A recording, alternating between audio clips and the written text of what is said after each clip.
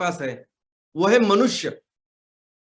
अगर मनुष्य सबसे बुद्धिमान प्राणी है, सबसे बुद्धिमान जीव है, तो उसकी रिस्पॉन्सिबिलिटी बनती है कि वो अपने साथ अपने घर में रहने वाले बाकी के जीवों का ख्याल रखे और बेहतर रखे।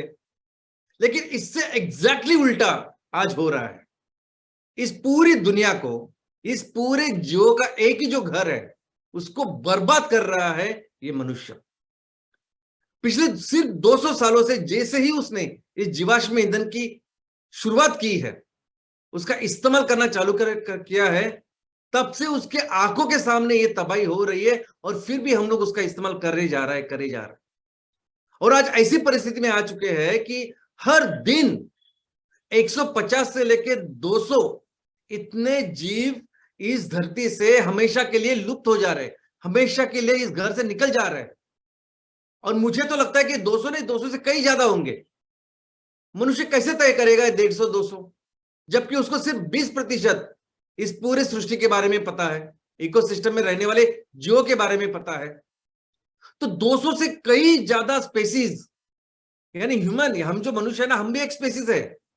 हमारे स्पेसीज के अभी 800 करोड़ लोग हैं इस दुनिया में रह रहे हैं।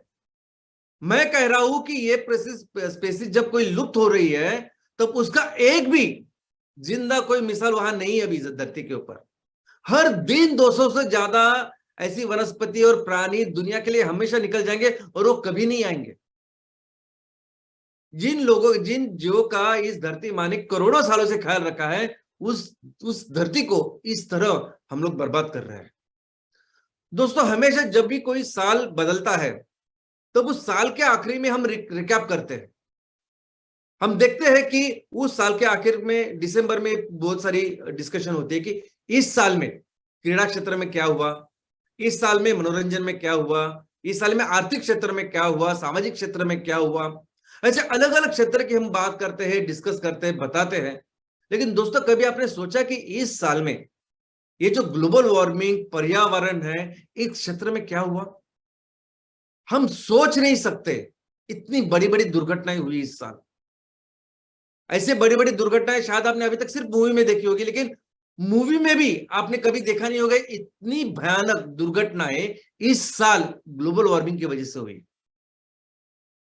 और ये ऐसी जगह पे हुई, अमेरिका, ऑस्ट्रेलिया और जितने भी डेवलप्ड कंट्रीज है। और तब आपको पता चलेगा कि हमारी जितनी भी टेक्नोलॉजी हम लोग कह रहे हैं, ये कुछ भी नहीं इन दुर्घटनाओं के सामने।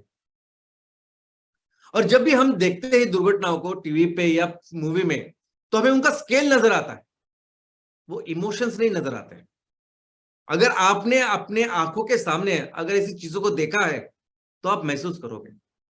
अगर आपने अनुभव किया तो आपको पता चलेगा कि लोगों के ऊपर, ऐसे बेजुबान जो जानवर है, वनस्पति, उनके ऊपर क्या बीतती है जब ऐसी दुर्घटना होती है।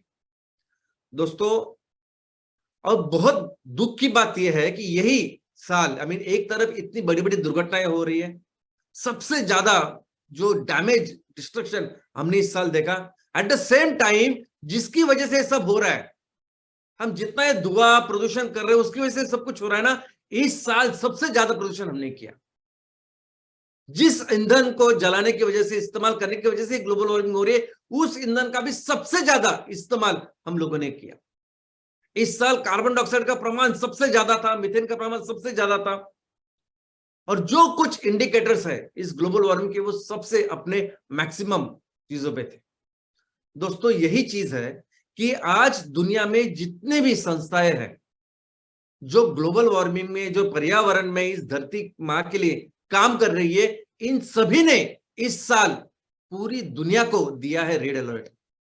रेड अलर्ट नहीं, एक आखिरी चेतावनी दी है, and it is extremely serious. आखिरी चेतावनी हमको यूनाइटेड नेशन से लेके हर एक संस्था ने कहा है कि ये आखिरी टाइम है।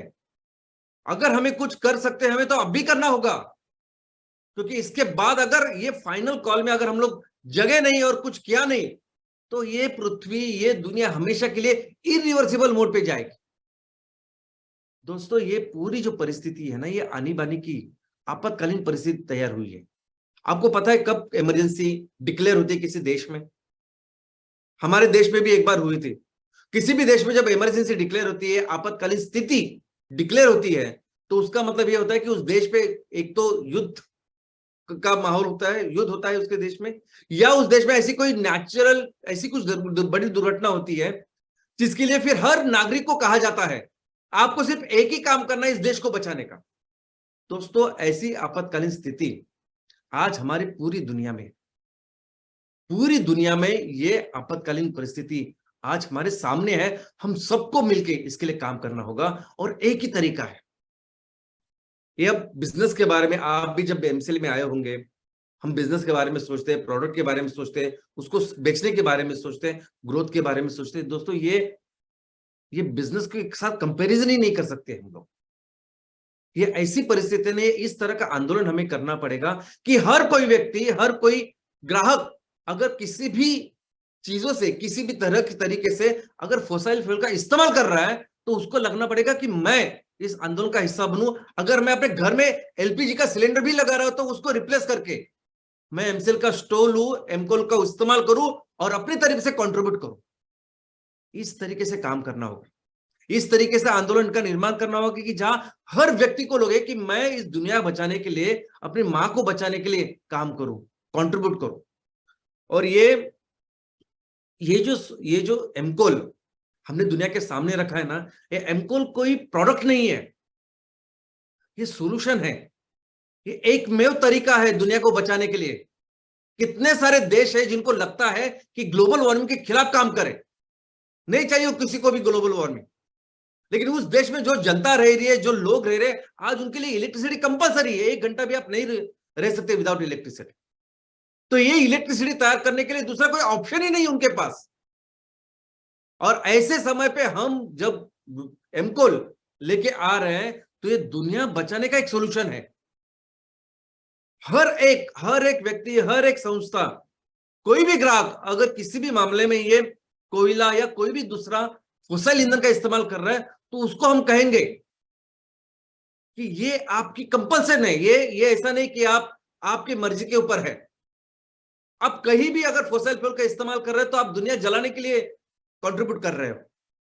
तो अभी ये मर्जी या चॉइस भी नहीं है, ये कंपल्सरी हर चीज के लिए। और मैं बाकी के लोग, ग्राहकों को तो हम लोग बताएंगे।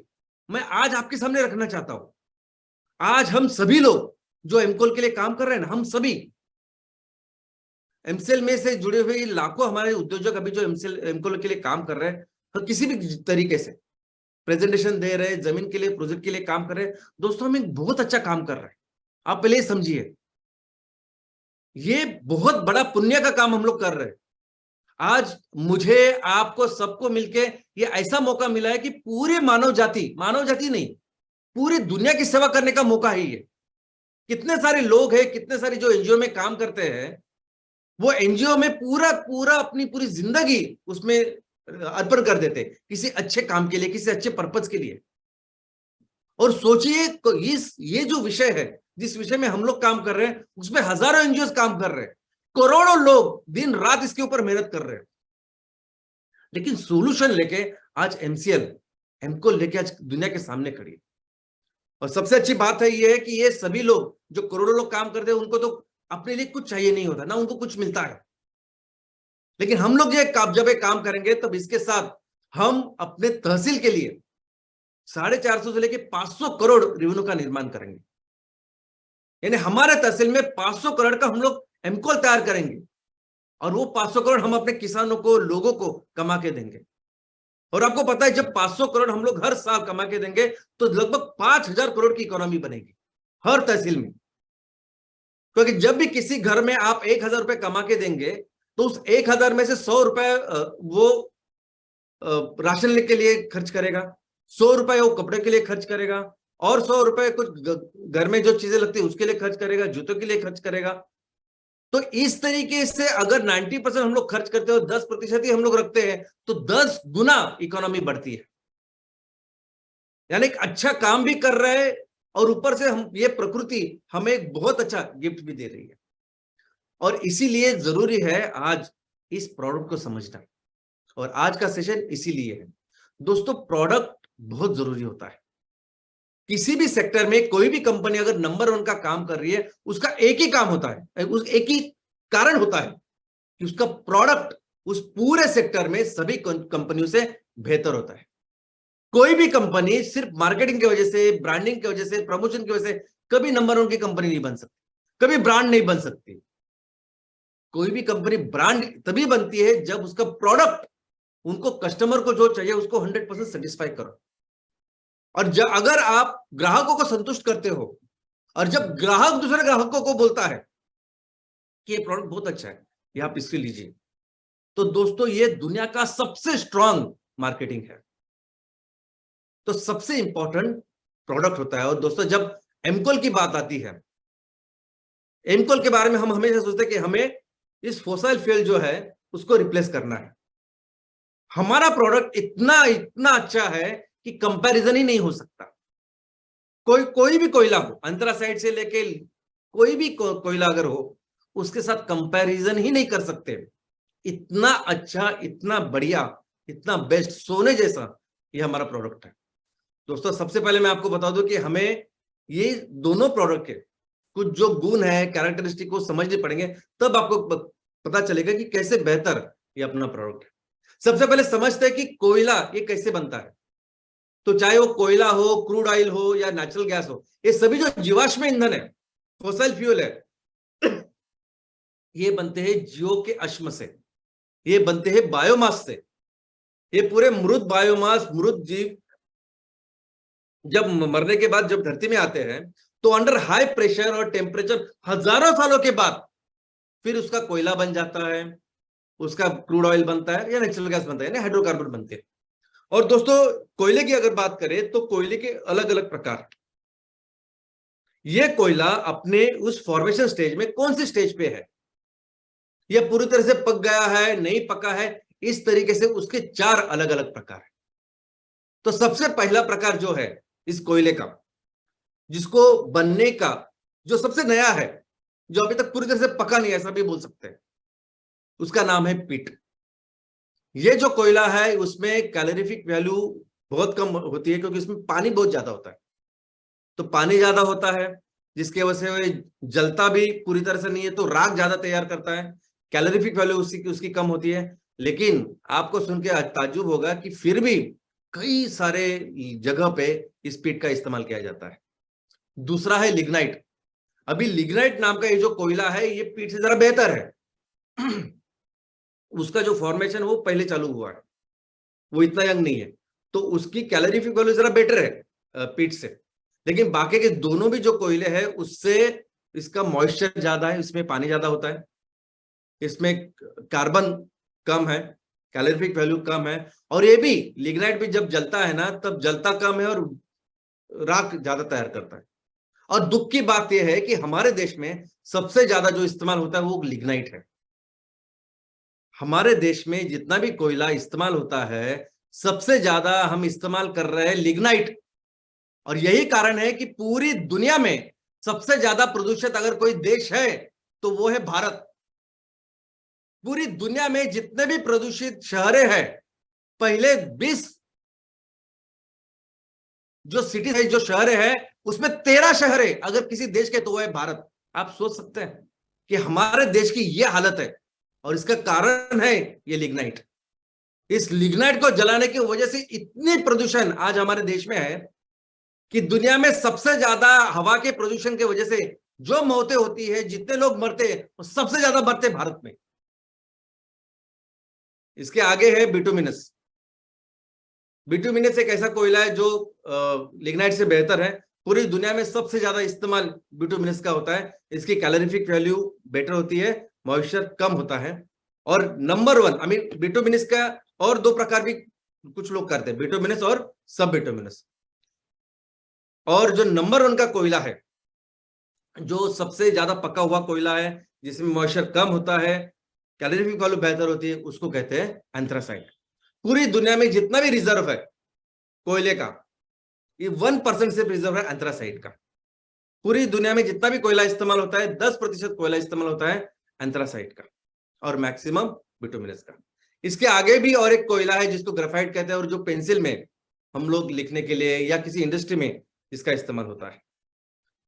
तो ये जो कोयला है या हमारा एमकोल है, अभी ग्राहकों के लिए ये ईंधन है।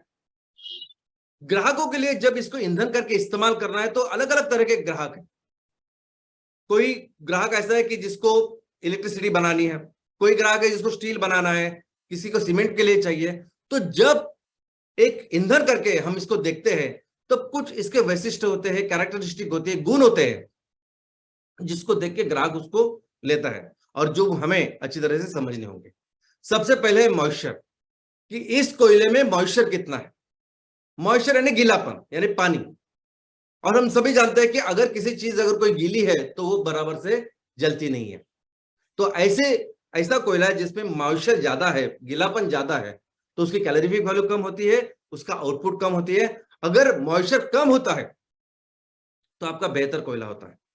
और हमारे जो एमकोल है, दोनों नॉन टोरिफाइड, टोरिफाइड, ये मॉइस्चर की जितने भी परिभाषा है, मॉइस्चर के जितने भी टारगेट्स है कि स्टील के लिए इतना मॉइस्चर चाहिए, जलाने के लिए इतना मॉइस्चर चाहिए, जो सब कुछ है, उससे सभी इसमें हमारे खरे उतरते हैं।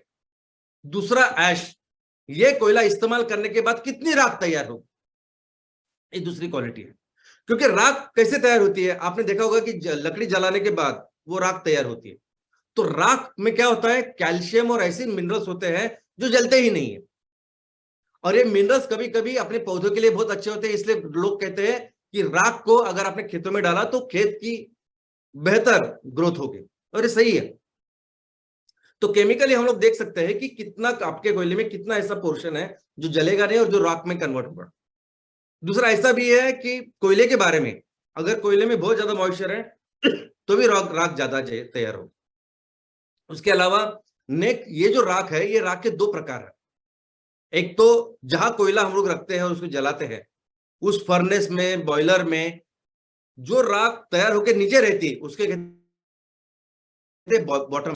और जो राख तैयार होकर उड़ती है उसे कहते हैं फ्लाई ऐश। पहले ये फ्लाई ऐश जो है वो जो चिमनी निकलती है वहां से बाहर निकलती थी, अभी तो उसको पहले उसको निकाल के रखते हैं, बाजू में रखते हैं। लेकिन ये राख भी दोस्तों हर दिन लाखों टनों में ये तैयार होती है, और ये भी हमारे पूरे पर्यावरण सभी चीजों के लिए एक बहुत बड़ा थ्रेट है।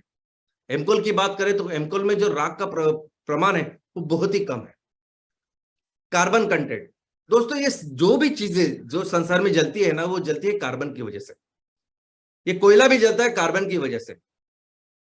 हम सब जो बने, आप मैं सभी बनते हैं हम लोग कार्बन की वजह से। ये कार्बन जब जलता है ऑक्सीजन के साथ जलता है और बनता है कार्बन डाइऑक्साइड। तो अगर आपके कोयले में जितना ज्यादा कार्बन उतना अच्छा उसका कैलोरीफिक वैल्यू, उतना अच्छा वो जलेगा, उतना अच्छा ऊर्जा वो देगा। तो आप देखोगे तो पीठ में कम से कम कार्बन, फिर बढ़ के वो लिग्नाइट, बिटुमिनस, एंथ्रासाइट में बढ़ता है। तो वैसे ही हमारे एमकोल में बहुत अच्छा कार्बन कंटेंट है। सल्फर, अब ये वो चीज है कि जो निगेटिवली देखी जाती है। सल्फर दुनिया को प्रदूषित करने वाला नंबर 1 कारण है। सबसे ज्यादा जो बीमारियां होती है वो सल्फर की वजह से होती है। इसलिए देखते हैं कि आपके कोयले में सल्फर है कि नहीं है। अगर कोयले में सल्फर नहीं है तो कोयला बहुत अच्छा यानी कम है। लेकिन जब भी कोई भी चीज आप फोसाइल जमीन से निकालते तो उसमें सल्फर होता ही है कंपलसरी।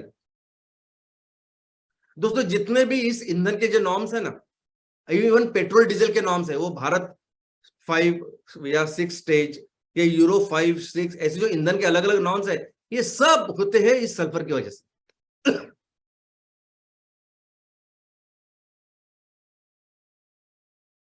पूरी दुनिया में सल्फर को इस तरह से देखा जाता है, और हमारा जो एमकोल है उसमें बिल्कुल सल्फर नहीं है। तो सबसे शुद्ध, सबसे अच्छा यह है एमकोल।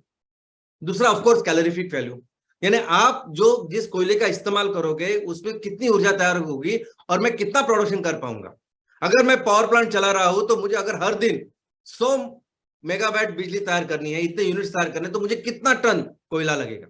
अगर मैं स्टील तैयार कर रहा हूं तो मेरे भी टारगेट्स है, मुझे भी इतना स्टील तैयार करना है, तो मुझे कितना कोयला लगेगा। और ये सब डिसाइड होता है उस कैलोरीफिक वैल्यू से।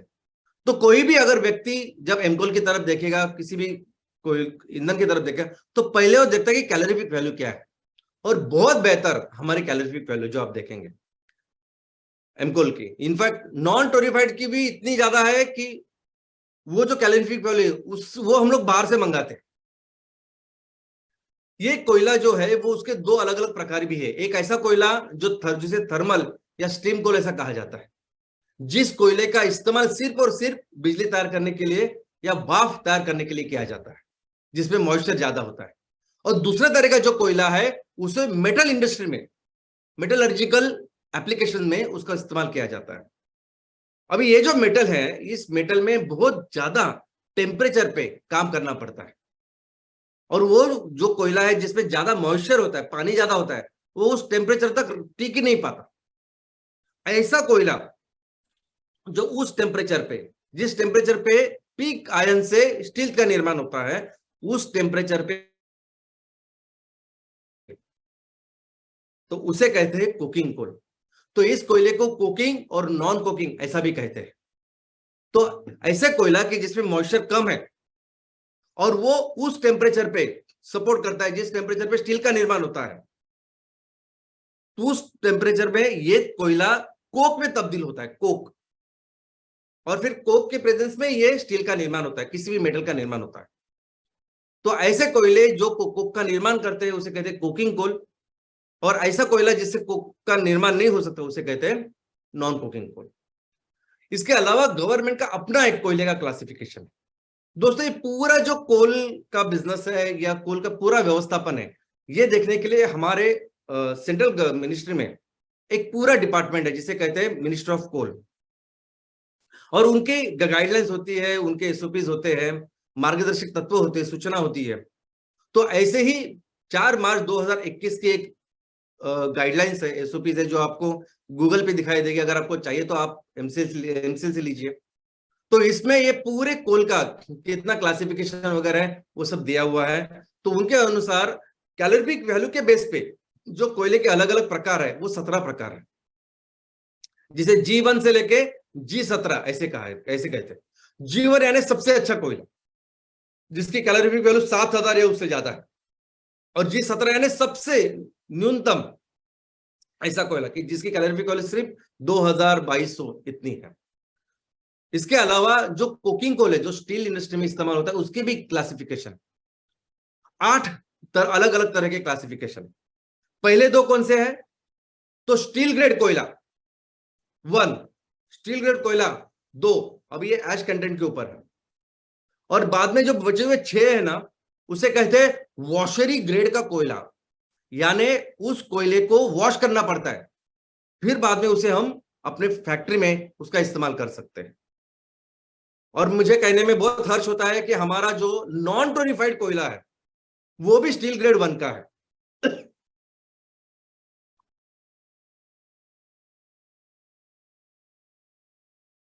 और मैक्सिमम कोल यूज अगर आप देखोगे आप, तो वो तो लिग्नाइट है जो हम बाहर से मंगाते हैं, इंडोनेशिया या ऑस्ट्रेलिया।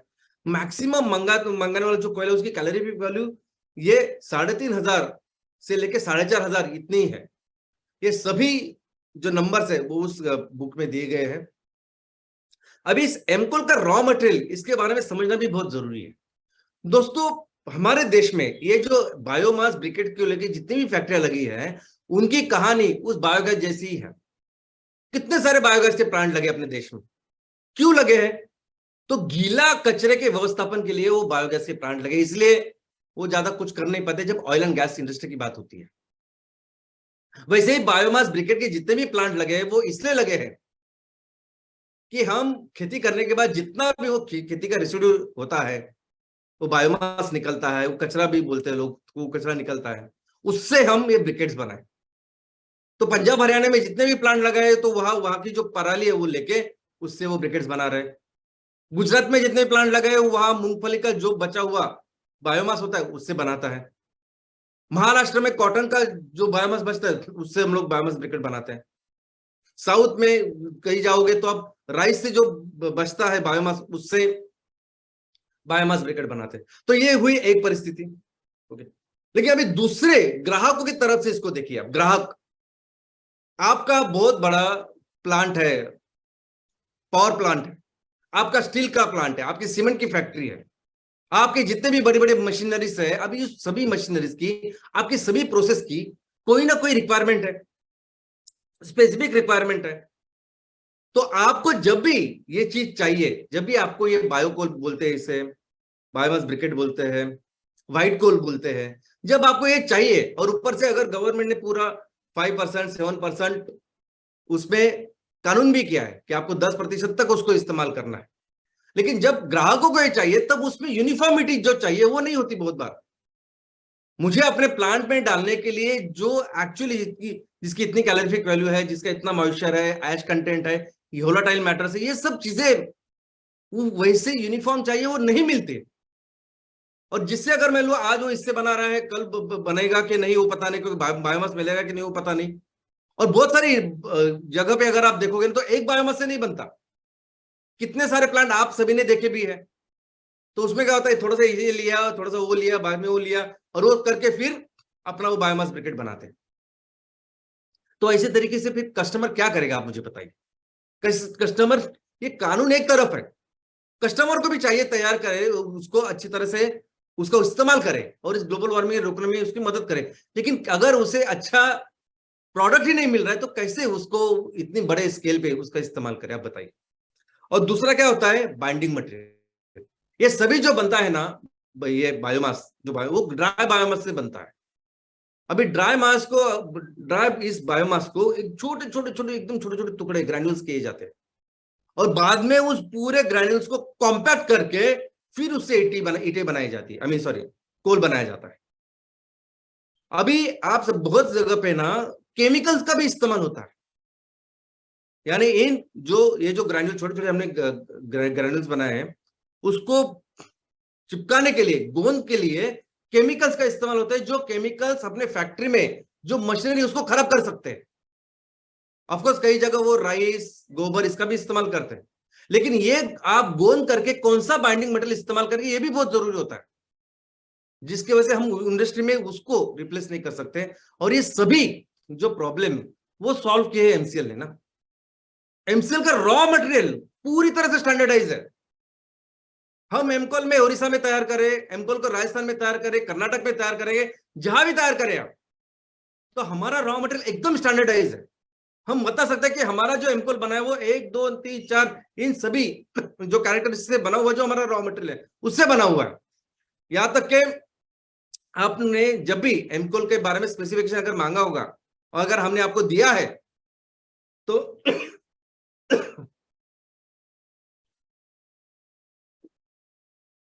सबसे पहले ये चार्ट है, उसमें सबसे पहले ये बताया हमने लोगों को कि हमारा बेस मटेरियल क्या है, कि हम नेपियर घास से बना रहे हैं, उसकी लेंथ इतनी है, डायमीटर उतनी है, मॉइस्चर कंटेंट ऐसा है, इस तरीके का हम लोग उसके बना के कस्टमर को दे रहे हैं। और सबसे अच्छी बात है कि हमें बाइंडिंग मटेरियल नहीं लगता। इस नेपियर ग्रास में जो गोंद की जरूरत होती है, इसमें इनबिल्ट लिग्निन बहुत ज्यादा है, तो अपने आप कोई एक्स्ट्रा किसी भी गोंद की या बाइंडिंग मटेरियल की जरूरत नहीं होती। और सल्फर कंटेंट, यानी जिस सल्फर के ऊपर पूरी दुनिया के फ्यूल के नॉर्म्स है, फ्यूल का कैटेगराइजेशन है, वो सल्फर है ही नहीं नेपियर में।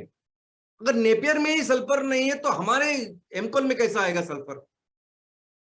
और इसलिए अगर आप देखोगे कि एमकोल के बाद जब हम लोग इसको इस्तेमाल करेंगे और जो भी धुआं आएगा, ऑफकोर्स वो धुआं हमारे नेपियर गैस को सोख लेगा, जरा भी उससे प्रदूषण और जो भी हमें खांसी आती है या तकलीफ होती है आज की हवा से वो नहीं होगी, क्योंकि उसमें सल्फर ही नहीं है। आप इस सभी रॉ मटेरियल के डिस्क्रिप्शन, एक सिंपल वो चार्ट है, उसको अच्छी तरह से याद रखना है। उसमें कोई बड़ी बात नहीं, कितना मॉइस्चर है, कितना सॉलिड कंटेंट है, कितने चीजें हैं, वो सब आपको याद करनी है। अब इस एमकोल के टाइप्स है, अभी एमकोल के 2 टाइप्स हमने बनाए हैं, एक नॉन टोरिफाइड भी बनाया है और टोरिफाइड भी बनाया है। क्यों?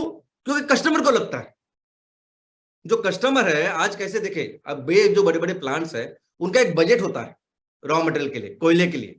अब ये सभी जो बजट है ना, ये सभी बजट होता है टन के ऊपर, कि अगर ये प्लांट चल रहा है उसमें इतना स्टील हमें तैयार करना है साल का, या इतनी बिजली तैयार करनी है तो हमें इतना टन कोयला लगने वाला है।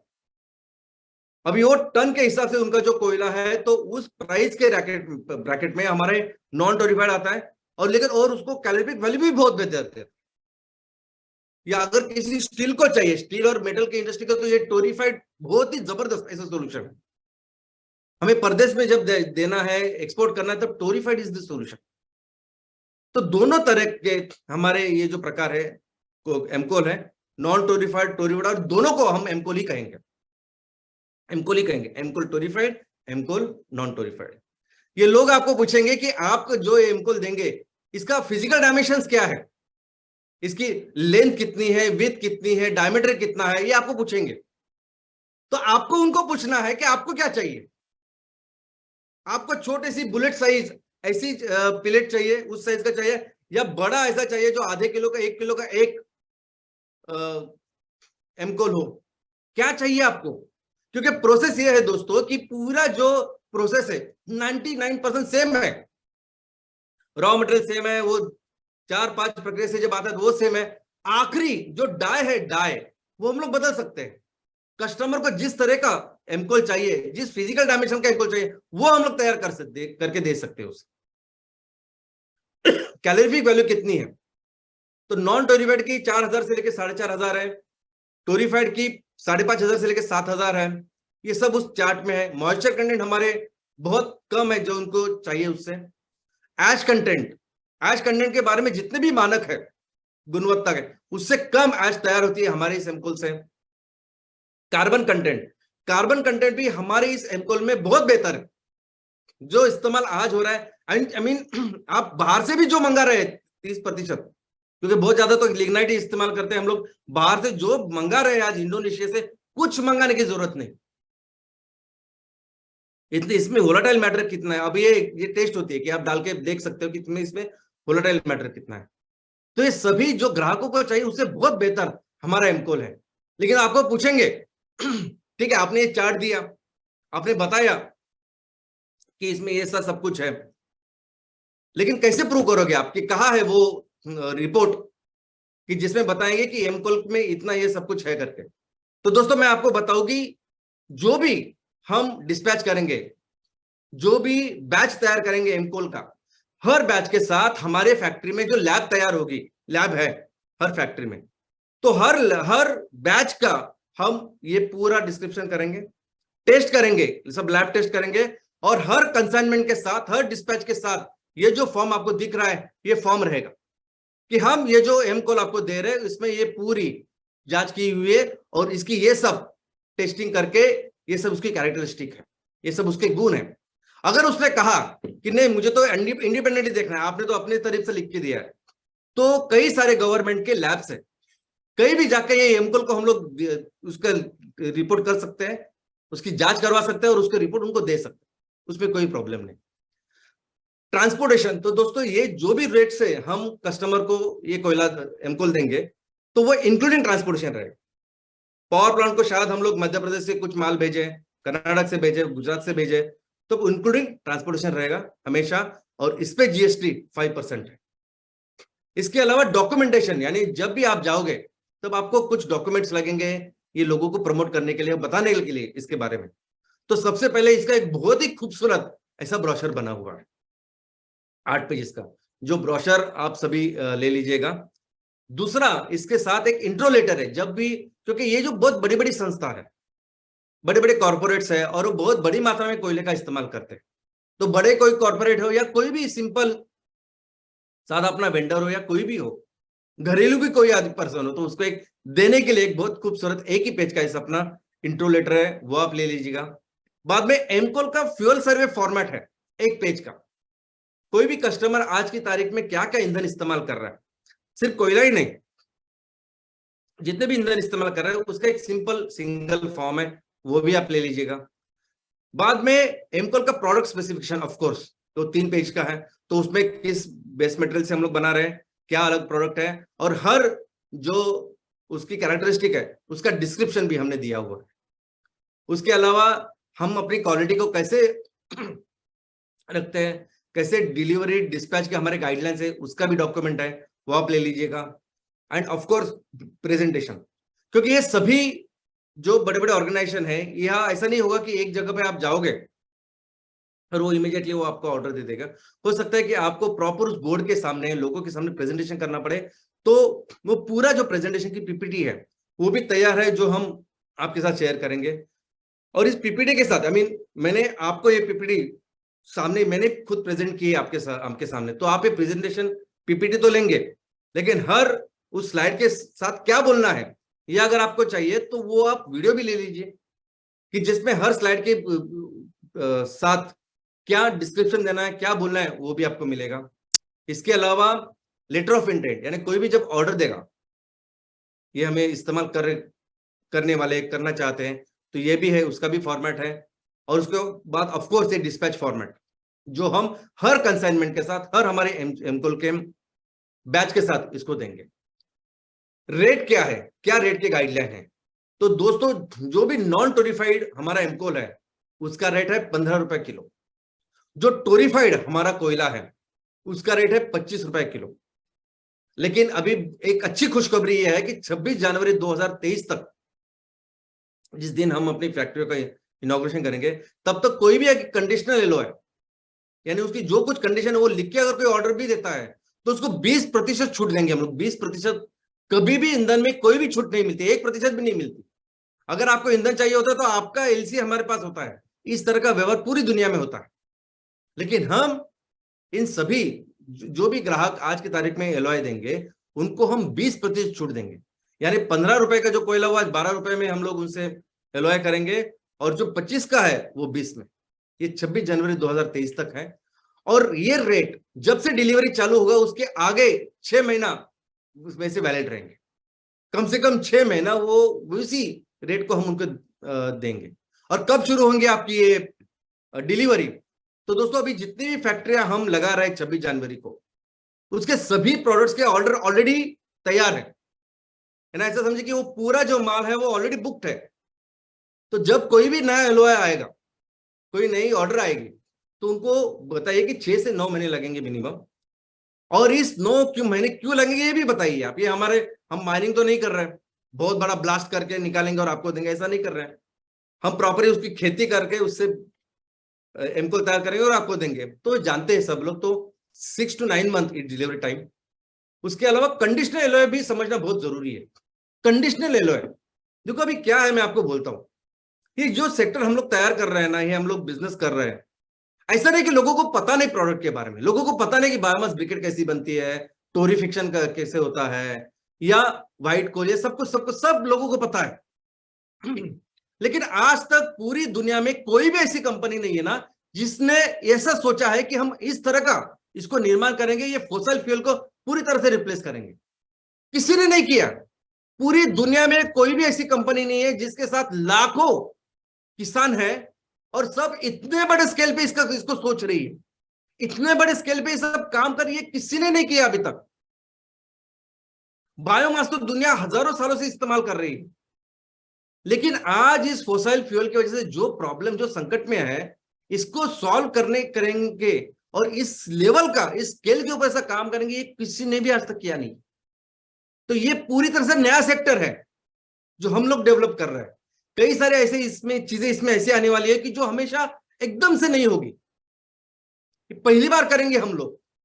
तो आज जब आप कस्टमर के पास भी जाओगे तो उसको, वो भी बहुत सारे अचंभित होंगे, उनके लिए बहुत बड़ा सरप्राइज है, एक बहुत अच्छा आनंददायी ऐसा शौक है, ऐसा मैं बोलूंगा। क्योंकि उन्होंने कभी सोचा ही नहीं कि जो 5%, 2% भी ब्लेंडिंग नहीं कर पाते हैं, ऐसी कोई कंपनी तैयार हो रही है जो हमें, जिसने रॉ मटेरियल का ख्याल रखा है, प्रोडक्ट का ख्याल रखा है, सर्विसिंग का ख्याल रखा है पूरा कस्टमर का, और इतने बड़े स्केल पे। तो कस्टमर के लिए भी एक बहुत अच्छी और एकदम शॉकिंग ऐसी न्यूज है, चीजें है। तो हो सकता है कई सारी चीजें वो आपको बोले, तो ठीक है, एक्सेप्ट कर लिए। क्योंकि सबसे बड़ा प्रॉब्लम तो पहली बात तो ये पूछेंगे कि आप एक्चुअली देंगे, कंटिन्यूअस अनइंटरप्टेड सप्लाई देंगे आप? हमारे ऑर्गेनाइजेशन को 3000 टन हर दिन लगता है, 2000 टन लगता है, 2000 3000 टन हर दिन हमारे ऑर्गेनाइजेशन को, कंपनी को देंगे क्या आप? तो दोस्तों, मैं आपको बताना चाहता हूं कि हमारे गांव में, हमारे भारत में जितने भी गांव है, 2.5 लाख ग्राम पंचायत है। हर ग्राम पंचायत में हमें एमकोल का प्रोजेक्ट लगाना है, तब जाके हम लोग दुनिया के लिए उतना कर पाएंगे जितना हमें करना है। और ऐसा नहीं कि सिर्फ एमकोल ही लगना, हमको सिर्फ 20%, जैसा आपको मालूम होगा कि हर ग्राम पंचायत में जितनी भी खेती है 20% जमीन की ही बात कर रहा हूं, बाकी के यहाँ तो हम लोग वही जो खाना पीना सब तैयार कर वही करेंगे। तो हम इतना कर रहे हैं, तो दुनिया के लिए 30% की बात करें, तो जो भी आज हमें ऑर्डर देगा हम ख्याल रखेंगे उसको हमेशा कंटिन्यूस सप्लाई करें, क्योंकि इसमें ऐसी चीज होती है कि अगर हमने सप्लाई नहीं किया तो हमें पेनल्टी मिलती है उसकी। ऐसा मार्केट है।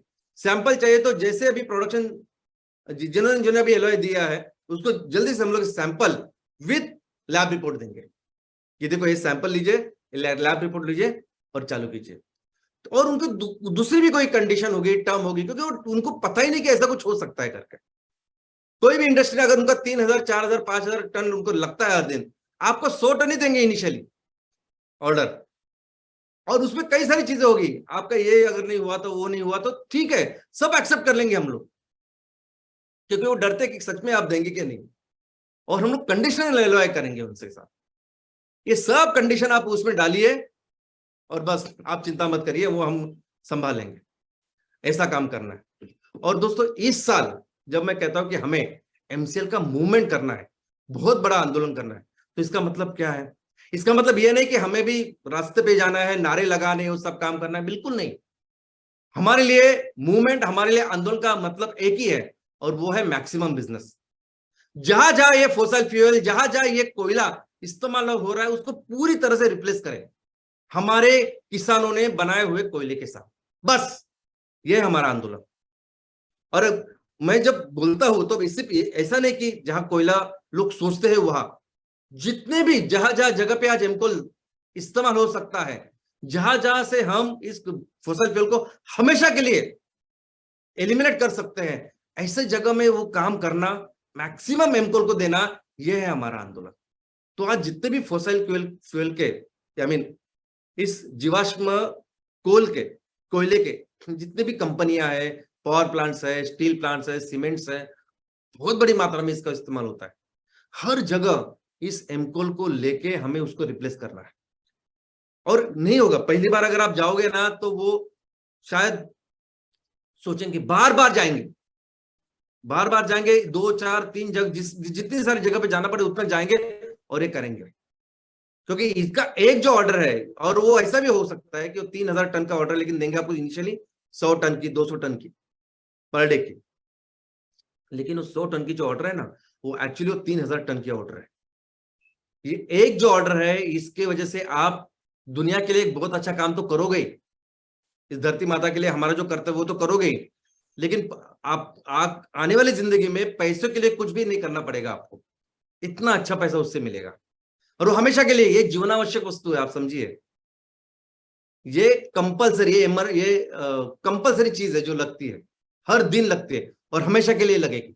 इनफैक्ट आज अगर 10 टन का भी आपने अगर ऑर्डर लिया और ये हर टन के पीछे अगर आपको 200 300 400 रुपए मिल रहे हैं, तो 10 टन के ऊपर बनते हैं 3000 रुपए हर दिन के, जो महीने के बनते हैं 90,000 रुपए। दोस्तों इसके अलावा ऐसे कई क्षेत्र है जहां एमकोल को हमें उस फॉसिल फ्यूल को रिप्लेस करना है।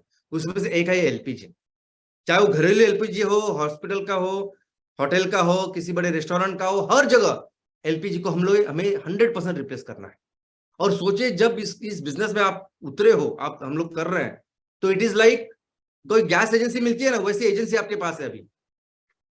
क्योंकि उस व्यक्ति को, उस घर को, इस घर से लेके कमर्शियल प्लेसेस तक आपको उस एमसीएल का स्टोव भी देना है, आपको हमेशा के लिए उसको एमकोल फ्यूल देना है।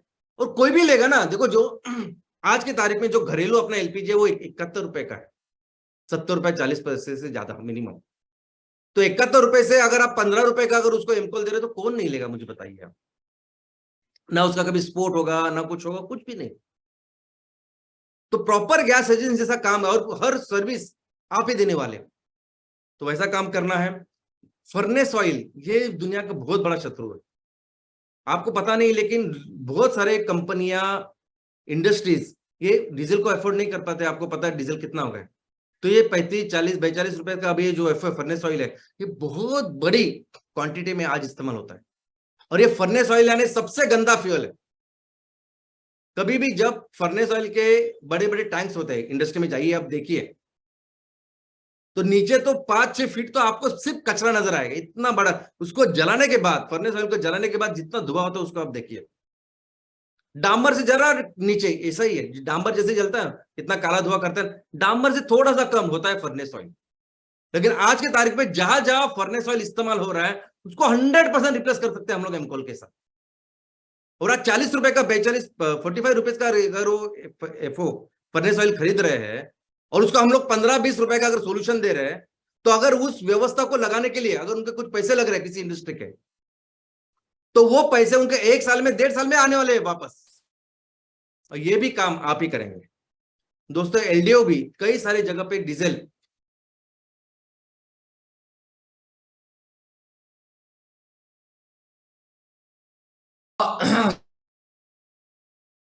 टेक्निकल सर्विस भाई।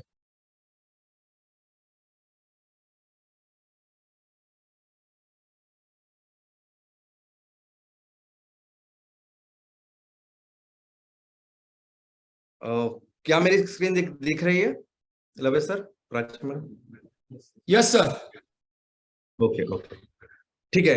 तो ये सभी डीजी सेट्स जो आज की तारीख में डीजल के ऊपर चल रहे हैं उसको 100% हम लोग रिप्लेस कर सकते हैं हमारे एमकोल के साथ। और सोचिए कितनी कॉस्ट सेविंग करेंगे हम कस्टमर के लिए। तो एक सबसे अच्छी बात यह है ना कि जब जब आप एमकोल को प्रमोट करेंगे किसी के पास, तो आप बहुत सारा पैसा उनका सेव करेंगे इस फ्यूल के अंदर।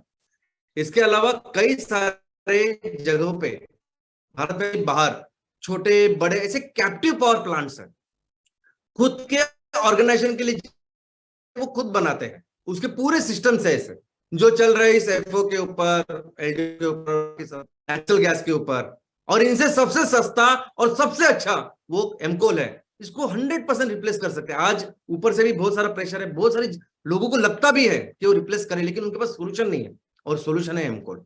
दोस्तों एमकोल गैसीफायर आने वाले दिनों में आप ऐसे प्रोजेक्ट लगाओगे, मैं आपको बोलता हूं आपका रोल क्या होने वाला है। आप सभी एनर्जी कंसल्टेंट होने वाले, बायोफ्यूल कंसल्टेंट। किसी भी ऑर्गेनाइजेशन, किसी भी संस्था, किसी भी कंपनी की ऊर्जा की जो भी जरूरत है उसको पूरा करेंगे हम। आप उसको कहेंगे क्या चाहिए और वैसे प्रोजेक्ट आप लगाएंगे, और ये कंपनियां फिर उसे वो 5, 10, 15 जितने पैसे लगते हैं करोड़, वो उसमें डालेंगे, प्रोजेक्ट लगाएंगे, क्योंकि उनके सभी जो पैसे है वो आगे के 1, 1.5, 2 साल में वापस आने वाले हैं। इतना ही नहीं, ये सभी प्रोजेक्ट्स का ऑपरेशन मेंटेनेंस आगे के 20 साल के लिए वो भी आपके पास रहेगा। यानी प्रोजेक्ट भी आप उनको बेचेंगे, लगाएंगे भी खुद और उसको चलाएंगे भी खुद। वहां का मैनेजर भी आप रखेंगे, वहां को जो चाहिए लोग काम करने के लिए वो भी आप करेंगे। तो इस तरह का आने वाले दिनों में व्यापार, बिजनेस हम सबको करना है। और हर एक ऑर्गेनाइजेशन जो आप सोचते हो, हर एक ऑर्गेनाइजेशन में ऐसे प्रोजेक्ट आने वाले दिनों में लगने वाले हैं। तो हम जब कहते हैं कि हम ऊर्जा में स्वयं पूर्ण होंगे, हम हर संस्था को ऊर्जा में स्वयं पूर्ण करने वाले हैं दोस्तों। और हमारी जो मार्केटिंग स्ट्रैटेजी है ये भी बहुत डिफरेंट है। ये मार्केटिंग स्ट्रैटेजी एकदम अलग है। यानी आज हमने ग्रामीण जो रॉ मटेरियल की एक स्ट्रैटेजी बनाई है, एक हमारा इंफ्रास्ट्रक्चर बना, हमने मैन्युफैक्चरिंग के लिए अपना एक इंफ्रास्ट्रक्चर बनाया है। लेकिन जब मार्केटिंग की बात होती है तो दोस्तों इसका इंफ्रास्ट्रक्चर बहुत ही अलग है। इसकी जो सिस्टम है और आज की जो बनाई हुई सिस्टम में इसका कोई दूसरे के साथ ताल्लुकात नहीं है। आप अगर एमसीएल के फैमिली के मेंबर हो, आप चैनल पार्टनर हो, आप किसान हो, सिंपल, आप किधर भी कहीं भी जगह पे काम कर रहे हो, टीम मेंबर्स हो, कुछ भी हो, आप कहीं भी इस एमकोल को प्रमोट कर सकते हैं। और ऐसा जरूरी नहीं कि आप अपने तहसील में उसको करना है, कहीं भी कर सकते हैं। जहां भी आपकी कांटेक्ट हो आप कर सकते हैं, वहां जाके आप कर सकते हैं। क्योंकि ये जो सॉल्यूशन है, ये जो प्रोडक्ट है, ये ग्लोबल प्रोडक्ट है, ये ग्लोबल सॉल्यूशन के लिए। आज आपको शायद अंदाजा नहीं, जिस तरह से हम इसको प्रॉपरली अगर मार्केट में रखेंगे, पूरी दुनिया में इसकी जरूरत है। सब लोग चाहते हैं कि कोई तो ऐसा प्रोडक्ट बनाए, ऐसे स्केल पे बनाए और हमें दे, तो आप हर जगह जाके इसको दे सकते हैं। और दोस्तों हमारे पास इतनी पोटेंशियल है, कुदरत ने, इस माँ ने इतना कुछ हमें दिया है कि पूरी दुनिया के लिए 30% इतना कोयला हम लोग बना सकते हैं। और ऐसा ही नहीं कि आप सिर्फ नॉर्मल अपना जो सिर्फ कोयले का मार्केट उसको मत देखिए, हर ईंधन को देखिए ना। आप डीजल को देखिए, एफओ को देखिए, एल्टो को देखिए, हर जगह ये हर तरह की जो ऊर्जा की रिक्वायरमेंट है, ईंधन की रिक्वायरमेंट है, वो पूरी करेगा हमारा एमकोल। वही तो कुदरत करती आ रही है ना हजारों लाखों सालों से, वही हम लोग कर सकते हैं। और जहां तक रेट की बात है ना, बहुत सारी जगह पे तो इतने सस्ते में देने की भी जरूरत नहीं होगी। अगर आप 100 रुपए का डीजल रिप्लेस कर रहे हो तो थोड़ी आप 15 रुपए में दोगे, वो आप बढ़ा के भी दे सकते हो, कोई प्रॉब्लम नहीं। इस तरीके से हम लोग काम करें। और सोचिए जब हम लोग ये काम करेंगे तो अपने आप हम लोग उस प्रोसेस में जाएंगे। 90% ऑफ द टाइम जो हम दुनिया की सबसे बड़ी अर्थव्यवस्था थे वो अर्थव्यवस्था आराम से बनेंगे। कुदरत ने इतना कुछ दिया है कि हर गांव में, हर ग्राम पंचायत में एमकॉल का प्रोजेक्ट लगने वाला है। तो फिर से हम जो इतने 90% ऑफ द टाइम भारत ने दुनिया का सिर्फ इकोनॉमिकली नहीं, हर क्षेत्र में जो नेतृत्व किया है ना, तो आने वाले दिनों में सस्टेनेबिलिटी का, यानी जिंदगी कैसे जीनी चाहिए, इसकी भी नेतृत्व हम करेंगे। और दोस्तों जहां तक आंदोलन की बात है ना, तो ये पेड़, ये वन्य पशु पक्षी, ये हमारे घर जैसे, ये हमारे घर के मेंबर जैसे हम लोग रखते हैं, उनको देखते हैं। ये हमारी परंपरा है। ये जो हमारी धरती माँ हम कहते हैं, ये हमारी परंपरा है, कल्चर है। पूरी दुनिया को शायद अंदाजा भी नहीं है इतना बड़ा आदर्श हमारे राजस्थान में बिश्नोई समाज में करके रखा है। कोई सोच भी नहीं सकता। कोई सोच सकता है कि एक समय 17वें शतक में, तब जो जोधपुर का राजा था उसे एक महल बनवाना था, और उसने कहा अपने अपने सभी सैनिकों को कहा कि आप जाइए और वो जो पूरा प्रदेश है उसको अच्छी तरह साफ कीजिए, मुझे वहां महल बनवाना है। और सभी सैनिक चले गए और वहां के जो केजरी के पेड़ उसको तोड़ने लगे। तभी उस गांव की जो अमृता देवी थी वो आई और उन्होंने कहा कि आप इस पेड़ को नहीं तोड़ सकते। उन्होंने इस पेड़ को आलिंगन दिया और उसको कहा नहीं आप नहीं पेड़ सकते, आप मेरी जान ले सकते हैं, लेकिन इस पेड़ को हाथ नहीं लगा सकते। और सिर्फ अमृता देवी ने, उसकी छोटी छोटी 3 बच्चियां वो भी आई, उन्होंने अपनी जान दी, लेकिन उस पेड़ को तो पेड़ काटने नहीं दिया उनके सामने। ये सुनने के बाद आजू बाजू के गांव की कितनी सारी महिलाएं आई। 363 महिलाओं ने अपने प्राण की आहुति दी, अपने प्राण का बलिदान दिया। पूरे संसार में, पूरे इतिहास में कहीं भी आप जाइए ऐसा एग्जाम्पल आपको कहीं नहीं मिलेगा। कहीं भी जाइए, कोई भी कितना भी बोलता हो पर्यावरण के बारे में, इस के बारे में, जिस तरीके से भारत की संस्कृति है वो संस्कृति पूरी दुनिया में कहीं नहीं है। और ये हमारा कर्तव्य है। जब हम इस एमसीएल में हमारी फैमिली में काम कर रहे हैं, हमारा कर्तव्य है ये जो धरोहर हमें मिली है, ये जो संस्कृति हमें मिली है, उसको आगे लेके जाए। ये बड़ा आशीर्वाद जो हमें मिला है उसको आगे ले जाए, इस परंपरा को बहुत आगे बढ़ाए। और वही करेंगे इस साल में दुनिया की सबसे बड़ा आंदोलन तैयार करेंगे। जय हिंद, जय NCL. Thank you. Yes sir. Bharat में नहीं, वर्ल्ड के इतिहास में इस तरह का आंदोलन जो बिश्नोई आंदोलन हुआ है वो कहीं पे भी नहीं हुआ है। और शायद भारत दुनिया